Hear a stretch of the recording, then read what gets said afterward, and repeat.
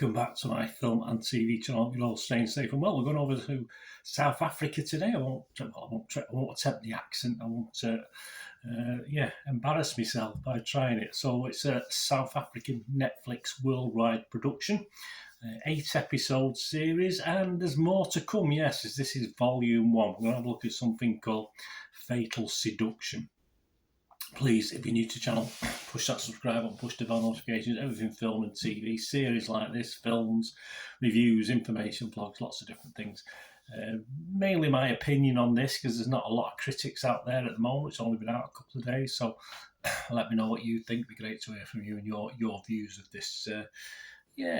Class as a crime, drama, mystery, but add erotic to that, erotic crime, drama, mystery as well. It's following into that well-trodden path now, and a slight eroticism to these sort of thrillers, just to give it a bit of an edge, I suppose. But for me, it's getting a bit bland and mundane at the moment.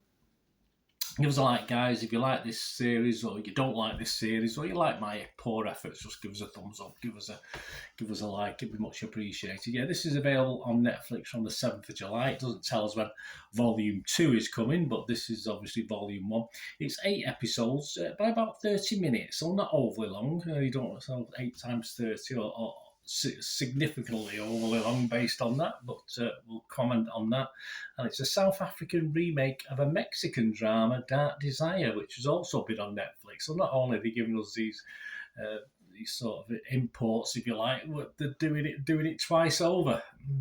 So how do you feel about that? Anyway, it was premiered on July 2020, the original Dark Desire, and ran for 2 seasons. So this will probably do a similar thing. It stars Kimotso Christopher, Nat Ramabulana, Papela Makwina, Prince Grootboom, and Nigella Ramalondi. There you go. I don't know if I'm anywhere near with that. My apologies for any wrong pronunciations. And it's about a married woman. Goes on a dangerous week. Well, it wasn't dangerous before she went on it, but she goes on a weekend that turns into a dangerous time for a trip away from home that sparks desire, but ends tragically, making her wonder if the people close to her are telling the truth. Yes, so who's telling the truth and who isn't? This little score, I've only got one score. I've got Internet Movie Database. This is the 9th of July, 2023, and it's scoring, pretty lowly 4 out of 10 on Internet Movie Database, and that's based on 163 scores and reviews left. And as I said, there's a couple of critics, but I don't know who they are particularly, so I'm not going to quote them. I'm just going to give you my little thoughts on this. Please share yours. I mean, it is a sex-driven thriller, the latest in a line that seems to be coming out at the moment. Certainly plenty of sex, but it does, for me, have a lack of thrills, which it's a film and a drama, if you like, where seemingly clever, intelligent people do silly things just to move the plot along. But in this case, for me, even though it's only 30-minute episodes, a little bit too slow. I did have an interest when it opened. Episodes 1 and 2 sort of piqued my interest. I was like, oh yes, okay, I'll watch into this 30-minute episode's fine. But it was a slippery slope, unfortunately, after that, with little to hang your hat on, apart, well, perhaps certain well-hidden appendages on screen we could hang something on. But it was a law of diminishing returns, this, for me.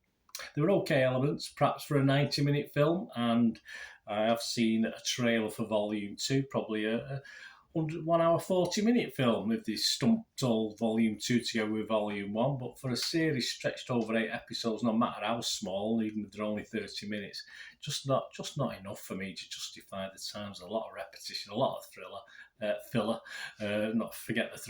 filler, and sexual exploits, but again, we've seen there, we've been there, we've done it all before. The shocker, as I say, the shocker is there is a Volume 2 to this. It's bad enough Volume 1. There's a switching from English to Zulu. There may be other sort of languages as well. But if you want some authenticity, this is a South African feature, so it's fully understandable. I think some people won't like it, but it is what it is, and it works pretty well. And it does amaze me when they do it. I just quite like it. I just like the fact that they do it, and I've seen it many times over the years, but it still impresses me now when it's done. I just can't, for me, recommend you sitting and watching over 4 hours and investing 4 hours' time for something that could have been done perhaps in 90 minutes. And sadly, as I said, we've got Volume 2 to come yet. Will I watch Volume 2? Probably not. Though the trailer did look a little bit better than this drawn out offering, but then again, the trailer was about a minute, so it probably was bound to get all the good bits in it. So, as I said, very long, very long-winded. Perhaps we could have got a film out of these volumes, but I can't wholeheartedly recommend it. As far as the score's concerned, if it was Metacritic, I'd have to give it a mixed review on this one. If it was Rotten Tomatoes, I've only got fresh and rotten. I'd have to give it a rotten, just for the sake I've got a bit bored with it. And as far as scoring it, if it gets anything less than a 5, I don't give it a score. And I'm not going to score this. I just thought probably that 4 out of 10 on Internet Movie Database isn't far away from what it would have been. Let me know what you think, guys. Anyway, it's all opinions. As I say, so you might like it, but for me, it's a reasonable attempt, and I'm sure as far as South African production is concerned, there's perhaps not too many of these things out there, but when we've seen other different versions of it done over the years, it's not really added anything to the genre, unfortunately. Thanks for watching, guys. Until we meet again, that's one thing, don't I? Please stay safe, everyone. Bye for now.